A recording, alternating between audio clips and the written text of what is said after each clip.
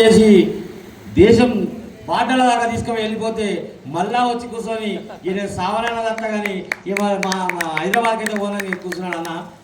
వాస్తవానికి అందరు కూడా పోయి మన వాళ్ళు మీరు ఎందుకు వస్తావన్నా, నువ్వు 2 రోజులు అయింది, కొన్ని రోజులు అయితే నీకు పానం పోయేటట్టే ఉందని చెప్పి నువ్వు పానం పోయినా కానీ ఆ బీజేపీ వాళ్ళు ఒప్పుకుంటూ లేరని చెప్పేసి అన్న వచ్చిండు. కానీ మొన్నటికి మొన్న కేంద్ర ప్రభుత్వం కులగణన చేస్తానని బీసీ జనాభా ఎంత ఉందో చెప్తామని చెప్పేసి ఒప్పుకున్నందుకు ఒక్కసారి గట్టిగా చప్పట్లు కొట్టాలి. ఇటువంటి మహానుభావులు త్యాగాల వల్లనే ఏదైనా సిద్ధిస్తుంది. అటువంటి గొప్ప త్యాగం చేసినటువంటి మన సిద్ధేశ్వరన్నను ఒక 2-3 నిమిషాలు మాట్లాడవలసిందిగా కోరుతా ఉన్నాను. అన్నకు ఎక్కువ టైం ఇవ్వాలి, కానీ we have no time, but understand please. కళాల గలాల వేదిక ఆధ్వర్యంలో రాజ్యాంగం ఆవశ్యకత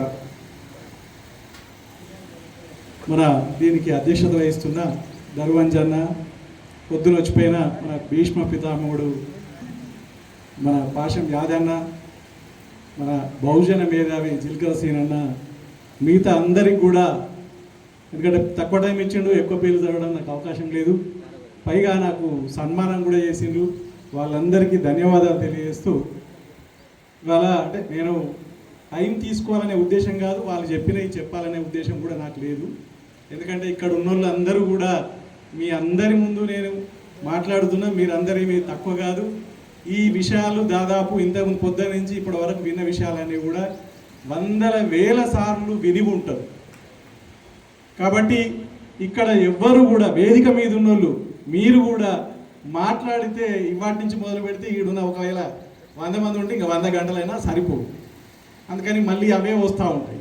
కనుక నేను వాటి దృష్టికి అంటే వాటిని మళ్ళీ మాట్లాడిన విషయాలు, మీకు తెలిసిన విషయాలు నేను ఏమీ మాట్లాడదలుచుకోలేదు.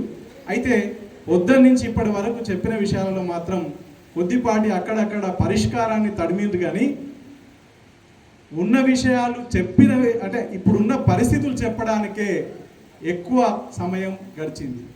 ఒకటి, రాజ్యాంగము యాక్టులు పనిచేయడం లేదని మన పాశం యాదన్న, తర్వాత మనుధర్మ శాస్త్రము, రాజ్యాంగము రచనా పద్ధతి అవన్నీ కూడా జిల్కర సీనన్న, ఇక దానికి కొద్దిగా అటు ఇటు మన వాళ్ళందరూ కూడా ఇంతకుముందు మల్లేష్ అన్న అందరూ కూడా మాట్లాడడం జరిగింది. కానీ పరిష్కారం మార్క్స్ ఏమంటాడంటే ఉన్న విషయాలను తడుమడం మాత్రమే కాదు, వ్యాఖ్యానించడం మాత్రం కాదు, మార్చడం ఎట్లా, పరిష్కారం ఎట్లా అనేది మనకిక్కడ సమస్య ఉన్నది. ఆ సమస్య కోసం మాత్రమే నేను మాట్లాడతాను. మార్చడం ఎట్లా, మన రాజ్యాంగాన్ని రక్షించుకోవడం ఎట్లా, అంటే రాజ్యాంగాన్ని మార్చుకోవడం కాదు, రాజ్యాంగాన్ని రక్షించుకోవడం ఎట్లా అనేది చాలా పెద్ద సమస్య మన ముందున్నది. అది పెద్ద సమస్య, అది చిన్న సమస్య కూడా. నేను మీకు ఒక ఉదాహరణ చెప్తాను. చాలామంది ఏమనుకుంటారంటే మన ఢిల్లీలో నిరాహార దీక్ష చేసిన ఇక ఈయన పోయి నిరాహార దీక్ష చేస్తే అవుతుందా బై అని చెప్పేసి, ఎందుకంటే మోడీ చాలా పెద్ద కొండ, ఒక మహా మొండి అని చెప్పేసి దేశవ్యాప్తంగా ఈవెన్ ఢిల్లీలో కూడా ప్రచారం అయి ఉన్నది, మన మైండ్లలో నిండి ఉన్నది.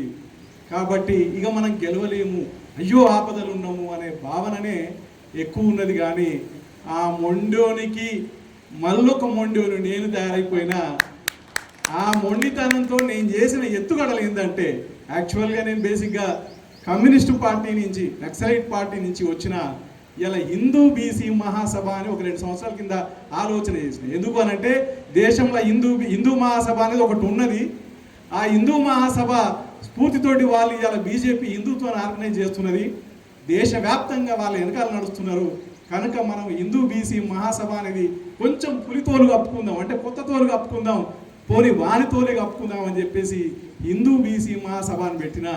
దాంతో వీడు మావోడేమో, మాకు పరిశాన్ని తీసుకొస్తాడేమో, మా దాంట్లో చీలుస్తాడేమో అనే భయంలో పడ్డారు వాళ్ళు.